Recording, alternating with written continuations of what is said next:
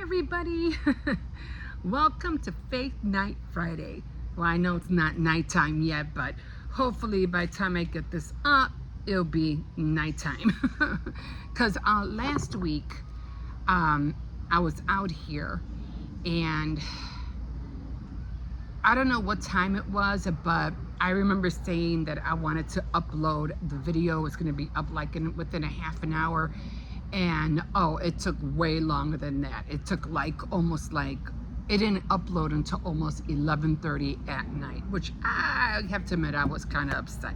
But I did go back and I did review what I had done last Friday. I mean the Friday before, a few weeks ago, and I think I had just read the first chapter of Samuel, and I think I went because I wasn't sure what chapter I was on, so I ended up just reading the third chapter. So what happened is that I skipped the second chapter. Cersei, get over here.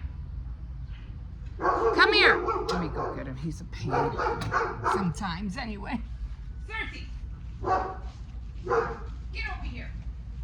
If you don't behave, you're going to come and I'm going to take you inside. Come on. Over there, now. Don't go back over there.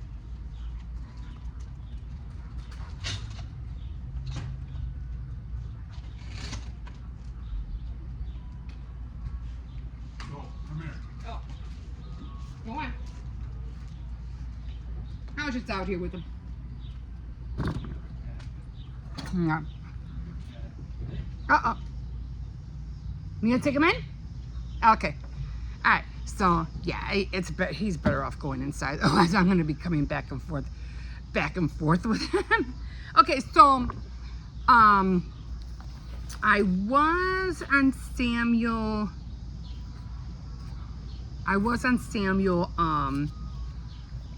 I did read only the first one, but then I jumped over to the third. So I'm just going to continue from there, and I'm just going to start reading, I'm just going to start reading chapter 4, okay, of the first book of Samuel. Now, again, like I had mentioned, on my own time, I'm already on the 21st chapter, because I already read ahead. But with you guys, we're on the 4th chapter. Okay, so I'm just gonna start reading. Okay, it's really nice and sunny out here. Okay, so again, just to do a recap about what the introduction of what Samuel is about. The book First of Samuel records the transitions in Israel from the period of the judges to the monarchy. This change in Israel's national life revolved mainly around 3 men: Samuel, the last great judges; Saul, Israel's first king; and then David, whose early adventures before coming to power are interwoven with the accounts of Samuel and Saul. Okay, so yeah, so it was Samuel, Saul, and then David. Because in Judges, remember how they had leaders, they didn't have kings, and then at one point it just seemed somebody kept screwing up or messing up in the leadership, and then the people would pay the price, or they would be okay for a little while, and then they would just continue doing their own thing again, and they'd get in trouble with God again. And because of the leaders that you had taken the position to lead, they would be at peace, but for so many years, and then it would stop again, and it was happening. It was like repetitious. It just kept happening over and over and over again, until finally the Israelites wanted a king. Like, I don't know, it was another tribe that had a king, and they wanted to have a king as well. So we are on chapter 4, and we already had read about how the Lord appears to Samuel when he was a little boy. So now we're at the capture of the covenant box. Of course, Samuel did tell Eli what the Lord told him. So, and of course, there they go from there. Okay, so the capture of the covenant box. At the time of the Philistines gathered to go to war against Israel, so the Israelites set out to fight them. The Israelites set up their camp at Ebenezer and the Philistines at Aphek. The Philistines attacked, and after fierce fighting, they defeated the Israelites and killed about 4,000 men on the battlefield. When the survivors came back to camp, the leaders of the Israel said, "Why did the Lord let the Philistines defeat us today? Let us go and bring the Lord covenant box from Shiloh, so that he will go with us and save us from our enemies." So they sent messengers to Shiloh and got the Lord covenant box, which represents the majestic throne of the Lord Almighty. And Eli's two sons, Hophni and Phinehas, came along with the covenant box. When the covenant box arrived, the Israelites gave such a loud shout of joy that the earth shook. The Philistines heard the shouting and said, "Listen to all that shouting in the Hebrew camp. What does it mean?" When they found out that the Lord's covenant box had arrived in the Hebrew camp, they were afraid and said, "A God has come into their camp. We're lost. Nothing like this has ever happened to us before. Who can save us from the powerful gods? They are the gods who slaughtered the Egyptians in the desert. Be brave, Philistines. Fight like men, or we will become slaves to the Hebrews, just as they were our slaves. So fight like men." The Philistines fought hard and defeated the Israelites, who went running to their homes. There was a great slaughter. 30,000 Israelite soldiers were killed. God's covenant box was captured, and Eli's son Hophni and Phinehas were both killed. Death of Eli. At this point, Eli was already, and well, he was old when Samuel was little, but well, not that old, older, but now he really was old.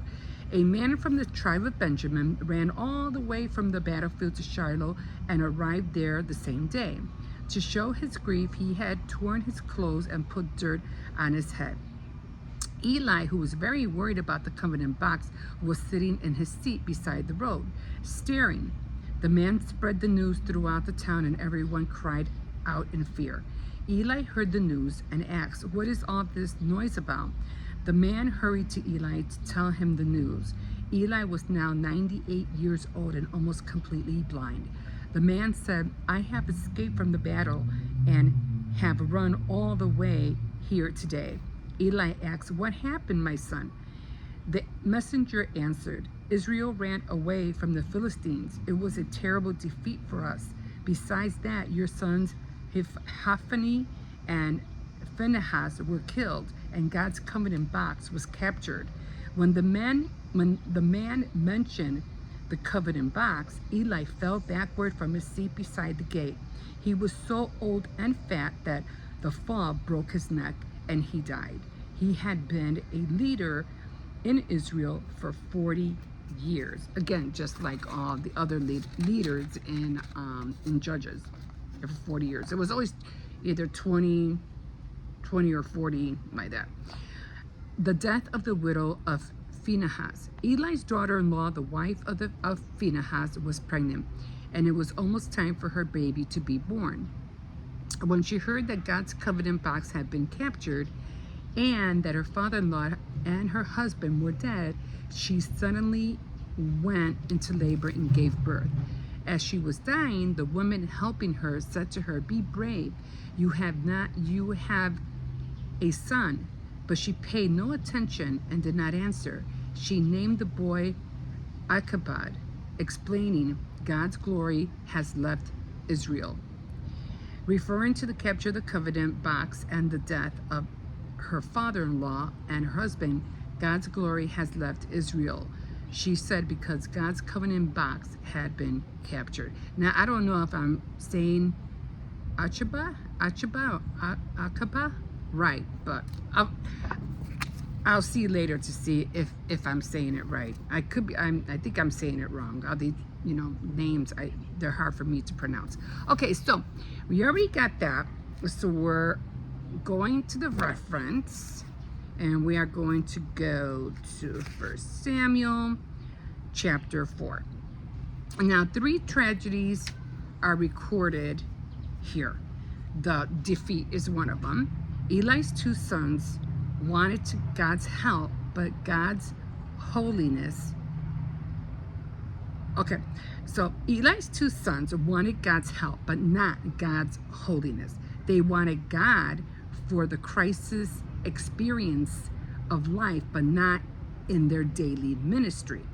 They thought that the presence of the ark would assure victory, but their superstitious faith had no foundation. Beware, using God to solve your problems in your life is not yielded to Him. This was the nanny, the baby. Okay, so let me just continue over here. Okay, so then the 3rd tragedy was death. The bad news from the battlefield brought death to Eli and his daughter-in-law. She died too. In Eli's case, it was a judgment from God. In the mother's case, it was the result of her burden for the glory of God. Phinehas was an ungodly man, but his wife must have been a godly woman to speak as she did. Then the 3rd one, departure. The glory of God dwelt with Israel, but their sin forced God to depart at an hour when they most needed Him. Israel had neither the ark nor the glory of God. They were naked before their enemies. Had they been concerned about God's glory, they would have repented of their sins and obeyed Him, but it was too late. So, yeah. So in these chapters, you're going to find that Samuel's sons, even though they were like priests, I think, they were still living however they wanted, not really showing, I would say, their people or the tribe what it meant to be obedient, what it meant to follow God. So they were just doing things their own way, and they left it at that. And we'll just do things our way. We are who we are. We're going to do it this way, and we're going to live happily ever after and do whatever we want. Well, that God said, no, it's not going to happen. So, so not only Eli's sons were like that, but so was Saul's. Saul's had also a couple of sons. And as we get into the story, you're going to find out that they did the same thing. And so they also were, again, did whatever they wanted. Yeah, they were, raised obeying the law. They should have done the law, respected the law, be obedient to the law, but they probably did to a certain point, and then at a certain age, I guess, they say, yeah, we know, and just went about their own business, doing their own daily thing or whatever, and thinking that it was okay. It wasn't, because they paid the price as well. So then later on, we'll find about King David. So I'm going to leave it at that. And again, I am working through the Bible in 52 weeks. I am really determined to finish this book. And there's a lot, like I said, there's just so many things that you can learn from the stories that's in the Bible. You don't have to, like, if you need to find out something, you can always go online. There's books. There's what are those things called? Oh my God, podcasts. So there's no escaping. There's no escaping how you can find and about the word. Maybe later on in the future, you never know. You know, you might not be. Well, I know we're okay, but maybe generations after generations after generations in the future, they might not be able to get a hold of this. It might be. Well, I know right now in other world countries, third countries, you know, you'll be, you know, put to death if they even know you're reading a Christian Bible. I mean, later on in those generations to come in the future, you won't be so lucky. You won't be able to so easily have access to this like we do now. Again, there was just so much to say, but we'll get there. You know, we'll get there. We'll, you know, try to answer some questions. Xerxes, come here! Come here! He doesn't listen. So I'm gonna go get him, and we'll talk to you later. Okay, like a fish in the sea. So glad you caught me. And next week we'll get into 1 Samuel chapter 5. Xerxes! I gotta get him. Bye!